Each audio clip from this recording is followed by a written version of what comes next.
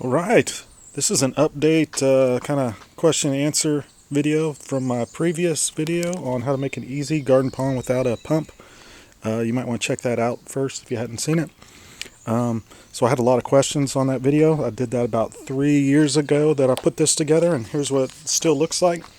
You can see this from the previous video. This got a hole in it, this prefab one right here, and I need to do something with that. And it is June, so not June, it's May, sorry. And these are just starting to come up. So lilies, questions about lilies, they die off. I just leave them in the pond and they die off. So when you're in winter, they'll just look like there's nothing in the pond. So then they'll grow like this starting in spring, and then they'll kind of take off really quick. The root ball grows pretty quick, so you might have to cut it and throw it in another pond or give it away or do something with it instead. There's one of my fish. So he went away. But so the fish that I buy to put in these are feeder fish that you can get at any pet store. They're about goldfish looking things. They're about 20 cents. That fish that if you saw it there, he's been in there the whole time. So I started out probably with about 10, 12 fish. I'm down about 4. I just put some new fish in there, and they're just tiny. They're, about that, like 2 inches big. After about 3 years, depending on the size of your pond, they grow. That one's about probably 8 inches, 4 or 6 or 8 inches in there in the pond. So he's pretty big. And then I got some more over here. This is the this is the other pond that I had with the frogs in it and such.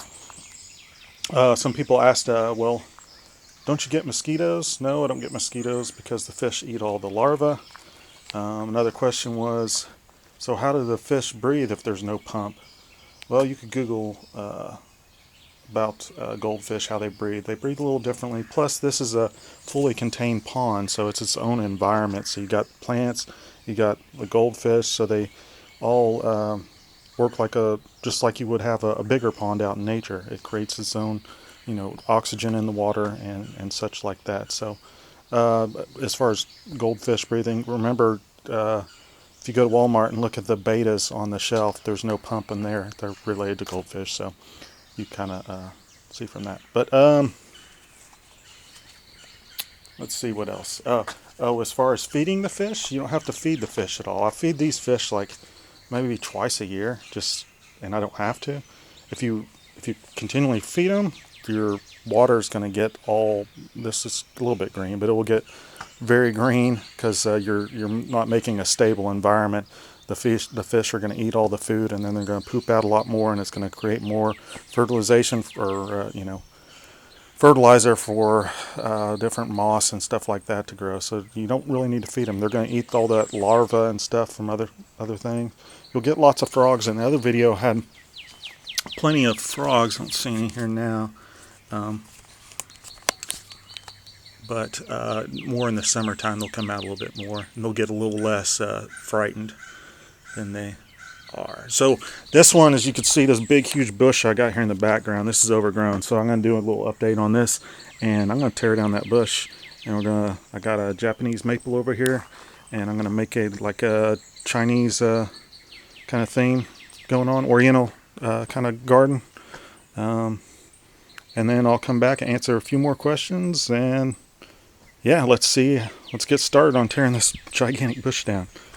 Alright, here it is. I still got a little bit to go on the rocks, but you see I put the Japanese maple there, a little Buddha there, make it kind of a little Oriental theme, and the pond.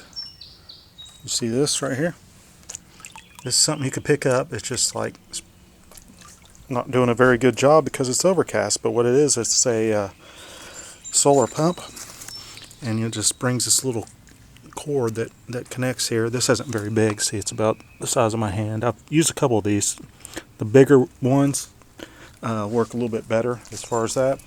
This was only $12. You get one a little bit better than this. They don't really last too long, but if it's cloudy, it doesn't. It just sits there and does that. but if it's sunny, it goes a lot better. Kind of squirts over. You've got several different nozzle spouts of what kind of spray you want coming out of it, but it just looks like this on the end. So there's no wires, or there's just the wire there. You can hear it going there, and then it just squirts out. I'll come out tomorrow. Hopefully it'll be a little bit sunny so you could see it actually spraying out a lot better. But there it is. If you have any questions, just ask a question below. I'll try to answer them.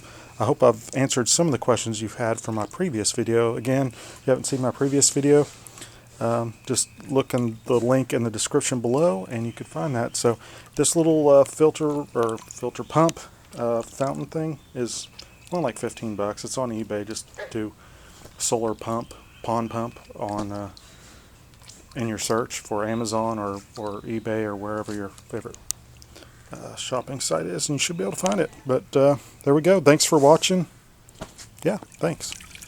Alright, the sun came out, so that's about what you get for like a $12–15. Well, the sun's gone away, so you could see what happens when the sun goes away for a second, and then woo, comes back. Probably be a little bit nicer if I put it in the middle of these lily pads or something, but it's kind of cool.